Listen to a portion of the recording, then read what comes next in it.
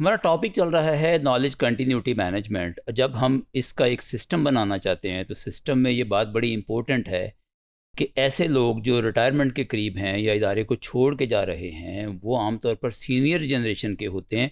तो उनका नॉलेज जो है वो हम जूनियर जनरेशन के हवाले करें, उनको ट्रांसफ़र करें ताकि जो नॉलेज की कंटिन्यूटी है वो बरकरार रहे और नॉलेज का लॉस ना हो, ख़ास तौर पे वो क्रिटिकल नॉलेज कि जिसके बगैर इदारे का काम करना मुश्किल होता है। तो पिछले मॉड्यूल में हमने ये डिस्कस किया था कि ये जो डिफरेंट जनरेशन्स हैं वर्क फोर्स जिन पर मुश्तमिल है वो कौन कौन सी हैं और उनके मिजाजों में क्या फ़र्क है। तो इस मॉड्यूल में हम ये देखेंगे कि इंटर जनरेशन नॉलेज ट्रांसफ़र होती कैसे है, उसमें किन बातों का ध्यान रखा जाता है। तो इसमें देखना क्या क्या है। It is important to discern differences with respect to knowledge sharing, preferences and levels of comfort with different techniques and technologies for doing so। कि जो इनमें इनमें डिफरेंसेस हैं जनरेशन्स में, इसको देखा जाए, सामने रखा जाए और कौन सी टेक्नोलॉजी, कौन सा मेथड या टेक्निक यूज़ होगी इनके दरमियान नॉलेज की शेयरिंग में।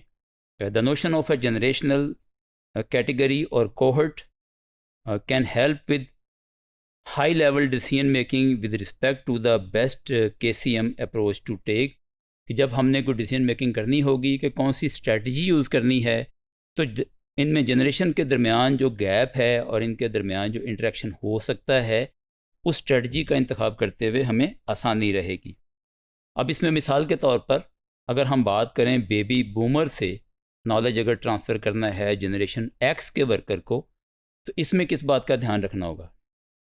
An author recommends the use of transparent leadership and technology infrastructures for optimal knowledge transfer from baby boomers to generation X। इसलिए कि जनरेशन X जो है वो टेक्नोलॉजी का यूज़ कर रही है और आप टेक्नोलॉजी का यूज़ करके उस तक नॉलेज पहुंचा सकते हैं। और सबसे इम्पोर्टेंट बात यह है कि इसमें जो ट्रांसपेरेंसी है आपके काम की, इसको जनरेशन X ज़्यादा पसंद करती है। तो आप अगर ट्रांसपेरेंसी रखेंगे तो वो इसको ज़्यादा अच्छे तरीके से उस नॉलेज को जो है वो कैप्चर करेंगे, उस नॉलेज को जो है वो अपने इस्तेमाल में लाएंगे। However more nuanced decisions need to be made to further adapt to individual differences. कि अगर आप फर्दर कोई डिसीजन करना चाहते हैं तो आप लोकल जो डिसीजंस हैं उसको सामने रखें, लोकल एनवायरनमेंट को सामने रखें। उसकी मिसालें क्या हो सकती हैं? differences due to organizational culture, location, national culture, status, age and gender etc।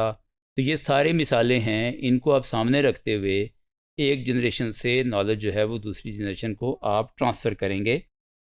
An example would be the decision as to what type of management involvement and special technological platforms to select the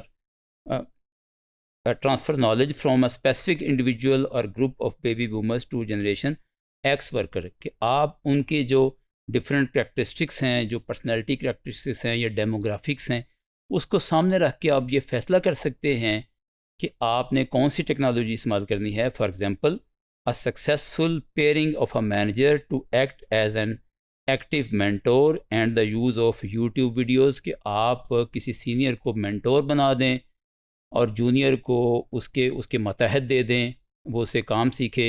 और इस काम के लिए generation x के लिए YouTube वगैरह को use करना आसान है, उस पर जो वीडियोस हैं उसका सहारा लिया जा सकता है नॉलेज को ट्रांसफ़र करने में।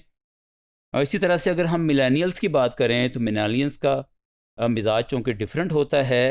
They tend not to open any documents or attachments if they do not know in advance whether or not they will be useful। अब ये जो मिलेनियल्स का दौर है तो इन्होंने शुरू से ईमेल और इसके अलावा मैसेजेस और जो इन्फॉर्मेशन का ओवरलोड या इन्फॉर्मेशन का जो एक्सप्लोजन है, ये उसके दौर के रहने वाले लोग हैं। इन्होंने शुरू से ही ऐसी चीज़ें देखी हैं। इतने ज़्यादा डॉक्यूमेंट्स इनके पास आते हैं कि ये बहुत सारे डॉक्यूमेंट्स को तो खोलते तक नहीं। अब इनको अलग से बताना पड़ता है कि डॉक्यूमेंट इम्पोर्टेंट है। अब इसका तरीका क्या है कि always send a short summary of the content to each important document that is part of the KCM knowledge transfer. कि जो आप डॉक्यूमेंट चाहते हैं कि वो खोल के पढ़ें, उसके लिए आपको अलग से उन्हें बताना होगा कि ये डॉक्यूमेंट आपके लिए क्यों इम्पोर्टेंट है। अदरवाइज़ उनके पास इतने ज़्यादा डॉक्यूमेंट्स जमा हो जाते हैं एक दिन में कि उनके लिए ये पॉसिबल ही नहीं होता उसे पढ़ें, और वो अक्सर औक़ात उनका मिजाज ऐसा बन गया है कि वो उसे इग्नोर कर देते हैं। तो ये जो डिफरेंसेस हैं डिफरेंट जनरेशन्स के, इनको सामने रख के ही हम नॉलेज की कंटिन्यूटी को इंश्योर कर सकते हैं।